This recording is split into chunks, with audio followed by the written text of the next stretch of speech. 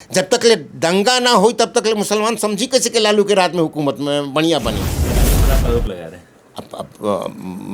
आरोप तो सब उनके दरबारी बन गए। जिसकी ज़बान नहीं खुलती हो तो उसको हम क्या करें। सबसे ज़्यादा कत्ल हुआ था किसी का तो वो देश के उलमाओं का 80,000 से ज़्यादा। किसी मैंने कहा कि किसी मस्जिद में चले जाइए जुमा के दिन जो हालात हाजरा पर तबसरा करता हो। जो पॉलिटिकल पार्टियां हैं, माफ़ कीजिएगा ये सख्त बात है, ऐसे ही लोगों को अपना नुमाइंदा बनाती। और शहाबुद्दीन इतना मजबूत था कि छपरा, सिवान, गोपालगंज 3 जिलों में अगर आरजेडी को जाना भी होता था बगैर शहाबुद्दीन के कंधे लगे हुए नहीं जा सकता था। क्या कारण था कि उस शहाबुद्दीन को घेरने के लिए मारने के लिए उत्तर प्रदेश और बिहार की पुलिस लगी थी। मुसलमानों की ये भी नाराज़गी है कि जब जेल से निकले शहाबुद्दीन तो कहा कि लालू प्रसाद हमारा लीडर है, नीतीश परिस्थिति जनमुख्यमंत्री है, और उसी की सज़ा नीतीश को शहाबुद्दीन को भोगनी पड़ी। हम पूछना चाहते हैं इस राज्य के सूबे के मुस्लिम लोग नौजवानों से कि तुम्हारा हमदर्द कौन है। सब तुमको इस्तेमाल करने में है, सब तुम्हारे वोटों को ताकत को इस्तेमाल करते हैं। 17-18 में जब CAA NRC की मुहिम शुरू हुई, लड़ाई शुरू हुई, तो वो किसी मुसलमान के ख़िलाफ़ नहीं लड़ाई। वो तमाम इस देश के गरीब, गुरबत, कमज़ोर, मजलूम, मिस्किनों के ख़िलाफ़ वो एक मुहिम थी। लेकिन हुकूमत हिंद ने उसको मुस्लिम बनाम कर दिया उसको, ये जानते हुए कि हमारे सामने आसाम का रजिस्टर जब तैयार हुआ तो 19 लाख लोग उस रजिस्टर से बाहर हो गए, जिसमें सिर्फ 3.5 लाख मुसलमान थे। जी बिल्कुल, 3.5 लाख मुसलमान, बाकी गैर मुस्लिम। इस अभी जो घटनाएं हुई बिहार शरीफ में और सासाराम को छोड़कर, पता नहीं नीतीश कुमार का प्रशासन पर पकड़ कहाँ चला। सत्ता ने चाहा कि पूरी लड़ाई हिंदू बना मुसलमान हो गए। अगर ये लोग निकल करके आए होते तो लड़ाई हिंदू बना मुसलमान की नहीं होती। लेकिन मुसलमान अकेले उस लड़ाई को लड़ा। 72 मुसलमान मारे गए, सैकड़ों मुसलमान जेल में आज भी हैं, हज़ारों के कारोबार तबाह बर्बाद हो गए। आपको सड़क पर उतरना होगा लड़ने के लिए। हम जब आपको अपना खून पसीना आपके लिए लगाते हैं तो हमारे सवालों पर भी आपको खड़ा होना होगा। हम बिकाऊ चीज़ नहीं है। इसलिए पॉलिटिकल पार्टियों के लीडरों को भी मैसेज देना चाहते हैं कि हमारा सौदा मत करो, लेकिन वो मानेंगे नहीं। इसलिए रोकने का एक ही रास्ता है कि हम एक लोकसभा का सीट, एक विधानसभा के चुनाव में, एक लोकसभा एक विधानसभा में अपने बीच के उम्मीदवारों को वोट करें, हारे चाहे जीते। अब इससे बुरा दिन हमारे लिए क्या आ सकता है। दोबारा अगर नरेंद्र मोदी जी आ जाएंगे तो इस देश का संविधान खत्म हो जाएगा और सबसे ज़्यादा झेलना होगा फिर हम ही को। विपक्षियों की एकताओं में नीतीश कुमार सबसे बेहतर चेहरा है। बेहतर चेहरा, बिल्कुल बिल्कुल। बात करते हैं मुसलमान की और बिहार की। आपने शुरुआत में कहा कि मुसलमानों को शायद सियासती शऊर नहीं है, लेकिन 90 के दशक में लालू प्रसाद यादव का जब उदय हुआ, बहुत बड़े नेता कहलाएं, उस वक्त मुसलमान का एक बड़ा तबका लालू प्रसाद यादव के साथ था, अपना मसीहा भी माना। कुछ लोगों का ये भी कहना है कि जो हमारी दुकानें आज तक खुली नहीं थी वो दुकानें खुली, बल्कि खुली ही नहीं, रोड पर आकर हमने व्यापार करना सीखा। क्या ऐसा नहीं लगता है कि लालू प्रसाद यादव एक बड़ा चेहरा, एक बड़ा नाम मुसलमानों के लिए हमेशा रहेंगे सर? कहाँ रोड पर दुकान खोलेगा? रोड पर तो सब दुकान खोला है। हम नहीं समझ में आपकी बात को, मैं नहीं समझ। 90 के दशक से पहले की बात थी कि 90 के दशक से पहले लोग डरते थे, मुसलमान के तबके डरते थे। डरते नहीं कभी थे मुसलमान, डरते नहीं कभी थे। ये गलतफहमी है कि लालू प्रसाद ने डर पैदा किया। हमारे जैसे लोगों का और ज़्यादा रिएक्शन हो, आप जैसे कहते उसे 2 कदम आगे में कहने वाले। जब तक ले दंगा ना हो तब तक ले मुसलमान समझी कैसे कि लालू के राज में हुकूमत में बढ़िया बनी, हम सुरक्षित बनी।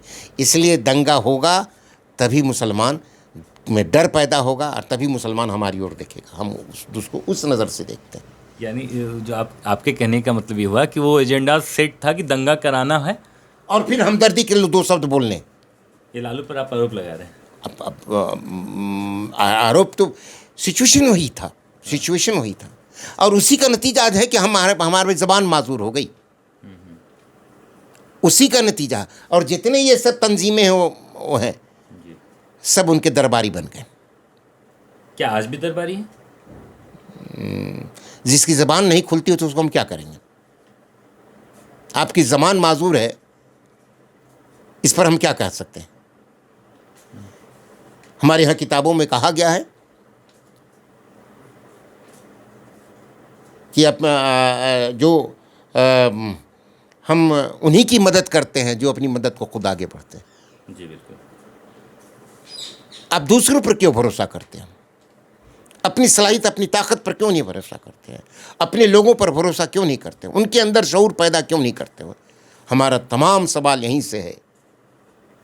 इसी हिंदुस्तान की जंग आज़ादी में 1857 में सबसे ज़्यादा कत्ल हुआ था किसी का, तो वो देश के उलमाओं का 80,000 से ज़्यादा लोगों को दिल्ली से लेकर तुरखम तक सड़क के किनारे दरख्त पर लटका करके गोलियों का निशाना बनाया गया था। दिल्ली शहर उसका जीता जागता नमूना है। कोई ऐसा गली शहर नहीं था जहाँ लोगों को इस्तेमाल नहीं किया गया था। आज वो कहाँ गए? उनकी ज़बान क्यों माजूर है? सच बोलने की सलाहियत क्यों नहीं रखते? लोगों के अंदर लोगों को मुत्तहिद क्यों नहीं करते? लोगों के अंदर सियासी शऊर पैदा क्यों नहीं करते? मैंने कहा कि किसी मस्जिद में चले जाइए जुमा के दिन जो हालात हाजरा पर तबसरा करता हो, क्यों नहीं? जहाँ तालीम दी जाती है मदरसे में, उस बात हालात हाजरा पर भी ये सब्जेक्ट पर ही रखनी चाहिए जिस पर लोगों को सच बोलने की सलाहियत दी जा सके। दिक्कत हमारे साथ है कि जो पॉलिटिकल पार्टियां हैं, माफ़ कीजिएगा ये सख्त बात है, ऐसे ही लोगों को अपना नुमाइंदा बनाती है जिसके पास ज़बान नहीं है। बेज़बान लोग हों, बेरीड़ी के लोग हों, और जितना हम दे सके उतना जिंदाबाद कर सके, हमारा फाइंदाबाद कर सके। और न क्या कारण था जिस शहाबुद्दीन, लालू प्रसाद जैसे लोगों का सैदाई था, और शहाबुद्दीन इतना मजबूत था कि छपरा, सिवान, गोपालगंज 3 जिलों में अगर आरजेडी को जाना भी होता था बगैर शहाबुद्दीन के कंधे लगे हुए नहीं जा सकता था। क्या कारण था कि उस शहाबुद्दीन को घेरने के लिए, मारने के लिए उत्तर प्रदेश और बिहार की पुलिस लगी थी? इस सब बात पर नहीं सोचते हम, एक एक चीज़ों पर, जिसका एक एक वर्क उलटने का काम किया डीपी ओझा डीजीपी जब थे तब। एक एक वर्क उल्टा, कैसे सब वारदात हुए। हम इससे भी नहीं समझ सकते कि हमारा हमदर्द कौन है, कौन हमारा मसीहा है। लेकिन शहाबुद्दीन साहब तो अंतिम वक्त तक लालू साहब, बिल्कुल लालू साहब। मुसलमानों की ये भी नाराज़गी है कि जब जेल से निकले शहाबुद्दीन तो कहा कि लालू प्रसाद हमारा लीडर है, नीतीश परिस्थिति जनमुख है, और उसी की सज़ा शहाबुद्दीन को भोगनी पड़ी। अगर ये बात नहीं कहा होता तो शहाबुद्दीन अल्लाह मौत तय रखा है लेकिन जेल नहीं जाते। और उस वक्त जिस वक्त शहाबुद्दीन जेल गए, उस दिन लालू के कंधे पर नीतीश की हुकूमत थी। एक लफ्ज़ लालू ने नहीं बोला। क्या कारण था, क्यों नहीं बोला? मुसलमान थे इसलिए चुप रह गए। चुप रह गए। अब ये सवाल यहाँ हमसे ज़्यादा हम पूछना चाहते हैं इस राज्य के सूबे के मुस्लिम लोग, नौजवानों से कि तुम्हारा हमदर्द कौन है? सब तुमको इस्तेमाल करने में है, सब तुम्हारे वोटों को, ताकत को इस्तेमाल करते हैं, तुम्हारा कोई हमदर्द नहीं। इसलिए अपने अंदर सलाहियत पैदा करो, अपने अंदर शऊर पैदा करो। इस बार जो 17% मुसलमान हैं, जितने वोटर्स उनमें, वो हिना साहब की बात मानेंगे या फिर से लालू की यादों में खो? हिना साहब तो कोई ऐसा पैगाम नहीं दे रही कि हिना साहब की बात मानेंगे। माफ़ कीजिएगा, हिना तो ऐसा कोई पैगाम नहीं दे रही है। हिना साहब की बात में चर्चा है ना कि वो नाराज़गी राजद से जो है वो उन्होंने कर ली है। अब नाराज़गी कर ली, कहीं सा नज़र तो नहीं आ रहा ना।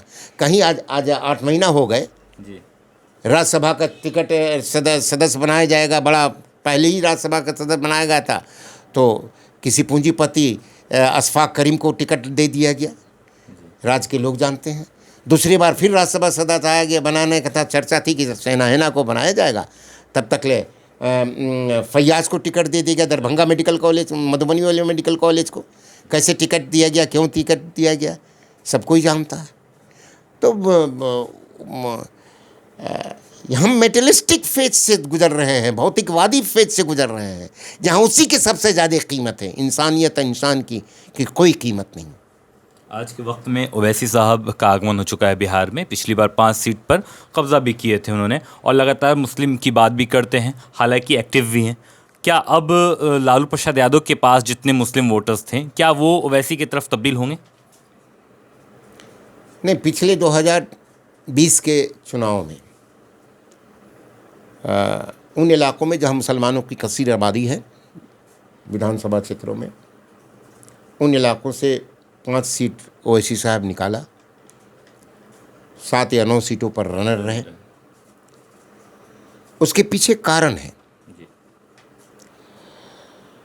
पिछले 30 सालों से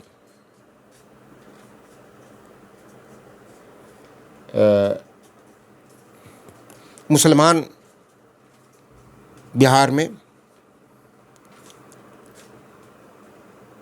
अपने खून पसीना से ताजपोशी करते रहे।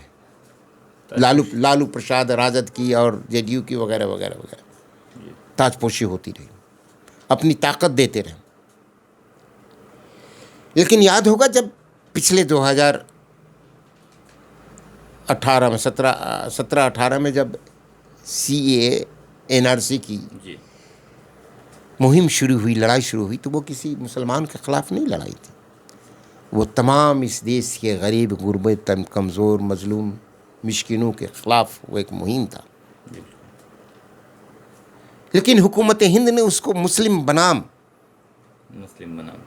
कर दिया उसको, ये जानते हुए कि हमारे सामने आसाम का रजिस्टर्ड जब तैयार हुआ तो 19 लाख लोग उस रजिस्टर्ड से बाहर हो गए, जिसमें सिर्फ 3.5 लाख मुसलमान थे।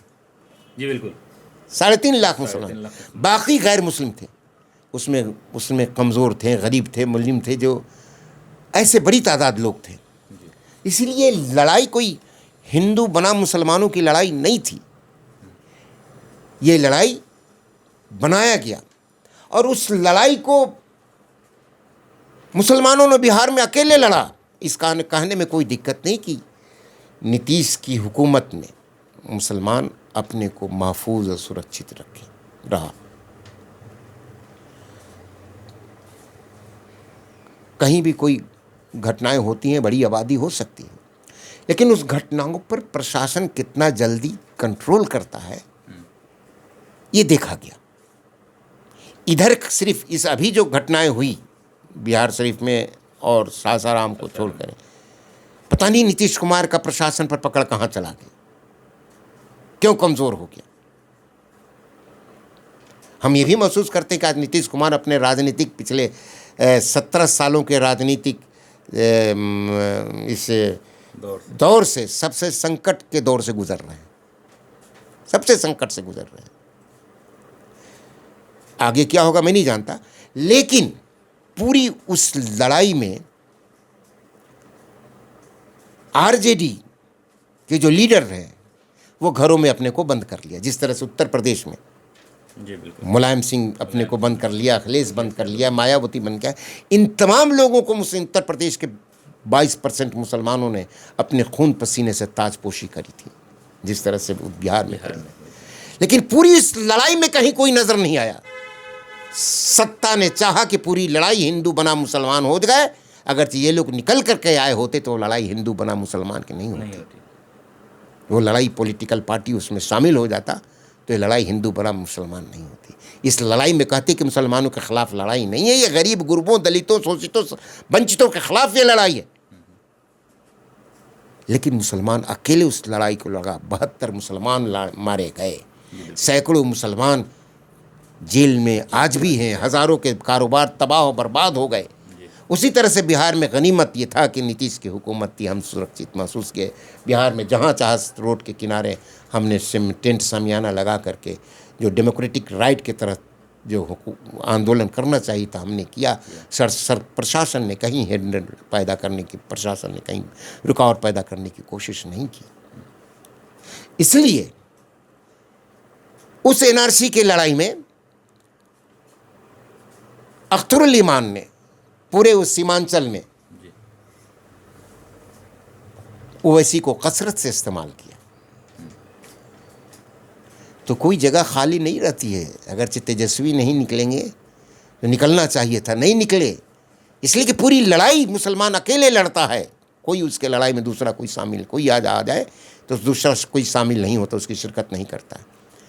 ओवैसी को इस्तेमाल किया अख्तरुल इमान ने, और उस इलाके में मुसलमानों को ये लगा कि हमारा हमदर्द है, हमारा मोहसिन है, हमारे लिए बोलता है, सदन से सड़क तक बोलता है, लेकिन उसको भर दिया। जिसको आरजेडी से भरना चाहिए था उसको ओवैसी से लोगों ने भर दिया। लेकिन उसके बाद भी आज भी बदनाम है बी टीम के नाम से वो। अब वो बदनामी कहने के लिए जिसका नुकसान हो रहा है तो कुछ आरोप तो लगाएगा ही ना आप पर। हम इसके कायल नहीं हैं। हम भी लालू आरजेडी बिहार पीपल्स पार्टी लड़ रही थी, याद होगा, आप बच्चे तो उस पर लड़ रही थी, तो हम लोगों पर भी आल लगाया गया कि ये बीजेपी के पैसे से चुनाव लड़ रहे हैं वगैरह वगैरह, बहुत सारी चीज़ें कही गई। तो अपने चीज़ों को महफूज रखने के लिए कुछ तो अगले के बारे में कहना ना होगा कि वोटर नहीं भागे। इसलिए कोई जगह खाली नहीं रहेगी,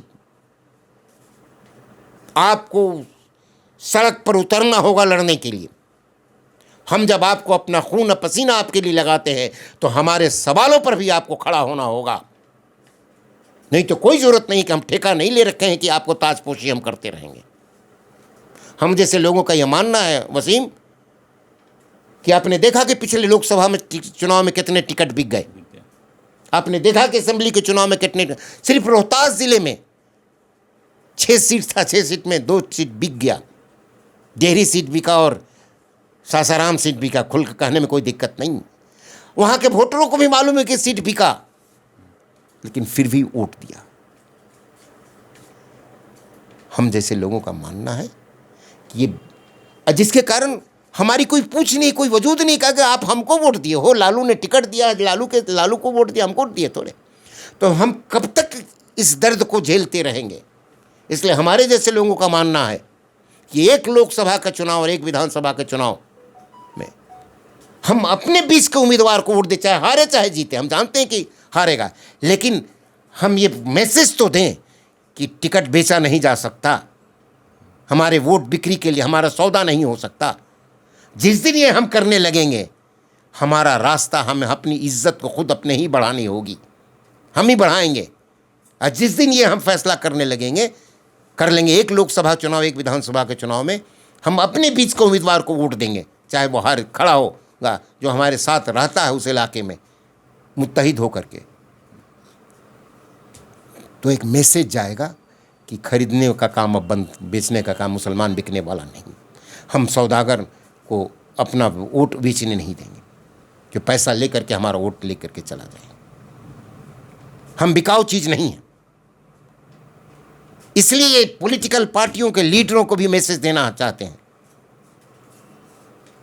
कि हमारा सौदा मत करो, लेकिन वो मानेंगे नहीं। इसलिए रोकने का एक ही रास्ता है कि हम एक लोकसभा का सीट, एक विधानसभा के चुनाव में, एक लोकसभा एक विधानसभा में अपने बीच के उम्मीदवारों को वोट करें, हारे चाहे जीते। अब इससे बुरा दिन हमारे लिए क्या आ सकता?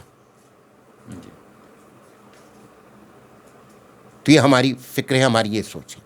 एक आखिरी सवाल ये है कि 2024 में नीतीश कुमार एकजुट कर रहे हैं, प्रधानमंत्री के लिए भी चेहरा बनते जा रहे हैं, 2025 भी नज़दीक आ रहा है। मुसलमानों के लिए लालू प्रसाद यादव का दौर ख़त्म हो चुका है, तो क्या अब उनके बेटे से उम्मीद लगाया जा सकता है तेजस्वी यादव मुसलमानों के लिए सही साबित होंगे? मैंने कहा कि जब हम पर कोई सवाल खड़े होते, हम पर कोई परेशानियां आती है, तो कोई हमारे लिए निकलता नहीं है, हमारे लिए हमारे सवालों, हमारी लड़ाई में शिरकत नहीं करता, हमको अपनी लड़ाई खुद लड़नी लगती है। हम कैसे उम्मीद कर ले कि कोई हमारे लिए खड़ा होगा? अब जहाँ तक नीतीश कुमार का सवाल है, लाल तेजस्वी प्रसाद का छोड़ दीजिए, मैं उस पर बहुत, नौजवान पर बहुत कुछ नहीं कर सकता, लेकिन नीतीश कुमार आज हम जैसे लोगों का मानना है कि अगर से नरेंद्र मोदी को चुनौती देना होगा तो देश के तमाम रीजनल पार्टी और विपक्ष को इकट्ठे कहीं ना कहीं होना होगा। इकट्ठा होने में माइनस कांग्रेस कुछ नहीं हो सकता। कांग्रेस को साथ लेकर के विपक्षों की ताकत, एकजुटता पैदा करनी होगी, और इसमें नीतीश कुमार जी पहल कर रहे हैं।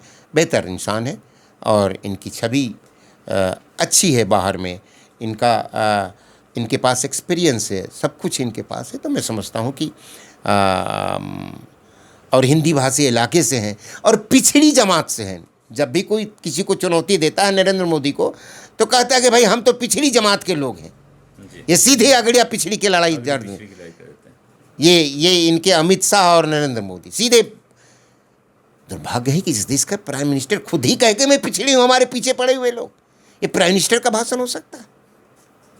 तो इसलिए इसके लिए दूसरा कोई, नीतीश कुमार एक बड़े चेहरे हैं देश में और हिंदी भाषी इलाके से हैं और एक्सपीरियंस है, अनुभव है और सबों को समेटने की सलाहियत है।